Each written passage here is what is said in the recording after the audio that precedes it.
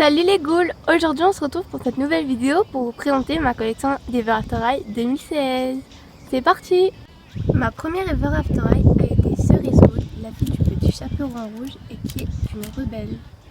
Elle est accompagnée d'un petit panier, d'un socle, de son histoire et d'une brosse. Ensuite nous avons ma deuxième Ever After Eye qui est Tashlinella, que j'ai custo en arrière grande et qui est une royale.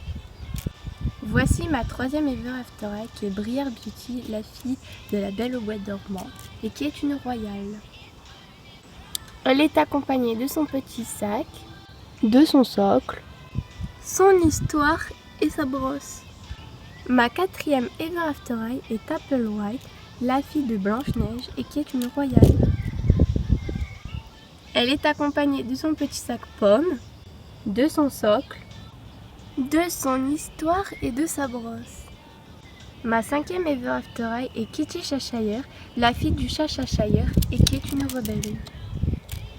Elle est accompagnée d'un sac, d'un socle et de son histoire et sa brosse.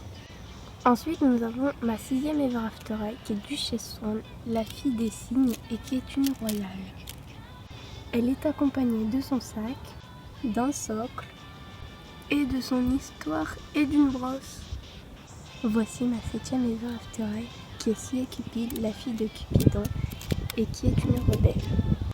Elle est accompagnée de son carquois et d'un arc mais que j'ai oublié chez moi, d'une paire d'ailes et de son histoire et sa brosse. Voici ma huitième Ever After Eye qui est Raven Queen, la fille de la méchante reine et qui est une rebelle. Elle est accompagnée de son sac, d'un socle, de son histoire et d'une brosse. Voici ma neuvième Ever After Eye qui est Madeline Hatter, la fille du chapelier fou et qui est une rebelle. Elle est accompagnée de son sac, d'un socle et de son histoire et de sa brosse. Voici ma dixième et dernière Ever After Eye qui est Ginger Brellhouse, la fille de la méchante sorcière dans Hansel et Gretel et qui est une rebelle. Elle est accompagnée de son sac, d'un socle et de son histoire et sa brosse.